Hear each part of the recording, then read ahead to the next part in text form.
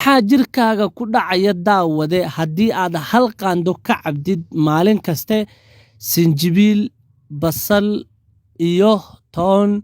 lagu daray malab oo markaasi biyo lagu karkariyey weliba biyahaasi aad hal qaando ka cabdid maalin kaste waxa ku dhacaya jirkaaga ayaan muuqaalkan kugu faahfaahin doonaa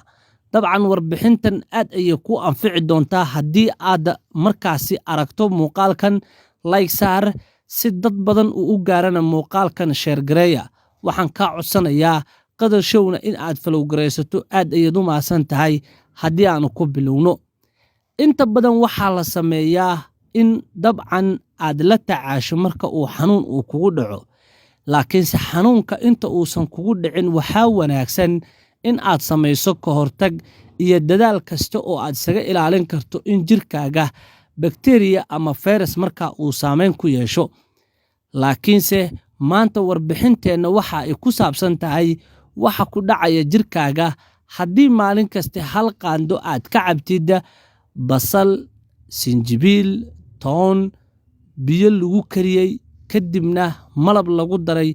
oo weliba hal qaando aad ka cabaysid waxa ku dhacaya jirkaaga marka koowaad haddii aanu ku bilowno marka la eego basasha oo kale waxa ay dabcan kor u qaadaa caafimaadka qofka waxaa ka mid ah sida dheefshiidkaaga oo ay si fiican u shaqeeya waxaa kaloo ka mid ah in ay la dagaalanto sokorta oo kale macaan haddii aad qabto blood pressure-ka oo ay dabcan hoos u dhigto kolestaroolka oo ay ka hortagto iyo xanuuno fara badan oo ay sidoo kalena daweyso lafa xanuunka waxa ay dabcan ku jirta maadada magnesiumka dhinaca kale sinjibiisha ayaduna waxa ay markaasi samaysaa ama faa'iidooyin u leeyahay xubnaha ugu muhiimsan ee jirkeenna dhinaca kale toonta iyadana waa la mid oo waa muhiim dhammaantood basasha soo qaadaysaa waa aad jarjaraysaa dabcan sinjibiishiina waa aad jarjaranaysaa oo gooni ayaa ugu shubaysaa toontina waa aad soo jarjaraysaa waxaan dhan waa isku shubaysaa kadibna waxaad awood u yeelanaysaa markaa intaa isku shubtid in aad markaa biyo ku shubto kadibna aad kuleeliso ama aad karkariso waxaa ku daraysaa huruudda kadibna waa aad ka soo dejisanaysaa waxaa ka dabadeed ku daraysaa liin waxaana dabcan markaasi weelka aad ku shubtay uu noqonaya mid afka aad ka xirto firinjeerka ayaad gelinaysaa si ay markaa u qabowdo maalin kaste waxa aad ka cabaysaa biyahaasi laysku wada karkariyey hal qaando dadkii tijaabadan sameeyey ee caalamka ku sugnaa waxa ay sheegeen arrinta ugu muhiimsanna ay tahay in blood pressure-kooda uu hoos u dhacay waa dadka dhiikarka qaba in dhiikarkoodii uu dabcan markaa yaraaday dad kale waxa ay sheegeen in ay qaab markaasi la dagaalanka infectionka ay u adeegsadeen oo bakteeriyada lagu dilaayo waxaa ka mid a dad sheegay in ay markaasi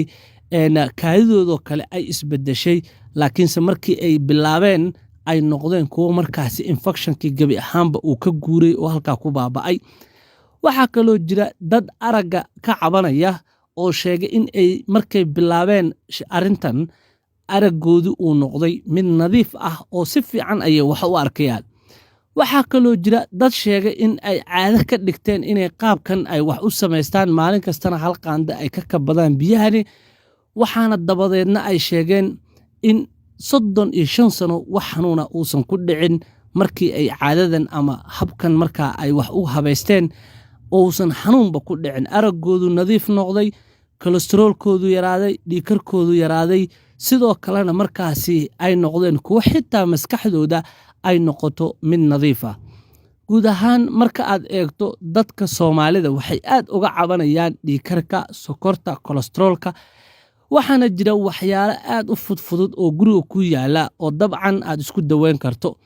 faa'iidooyinka kale ee marka lagu arko waxaa ka mid ah dadka ka cabanaya isbeermada ama shahwadoodu ay aad u yar tahay taasoo keeni karta ragga qaar inay madhaleys noqdaan waxaa markaasi ay sheegeen haddii intan uu qofku isku habaysto in markaasi uu awood u yeelanayso quality-ga isbeermada in markaasi ay kor u kacdo oo qofku heerka dhalmadiisa ay noqoto mid wanaagsan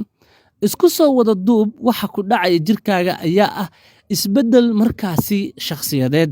oo waxaa ka hortegaysaa unugyadii samayn lahaa kansarka, waxaa ka hortegaysaa lafa xanuunkii oo lafahaaga way ku dhismayaan, waxaad ka hortegaysaa dheefshiidkaaga oo aad u liitay inuu fiicnaado, waxaad ka hortegaysaa in dabcan markaasi xubnahaaga sida wadnaha, beerka, keliya dhammaantood ay nadiif ku noqdaan. haddaba sideed u aragtaa muuqaalkan like saar, qadar show follow gareyso, aad iyo mahadsantahay.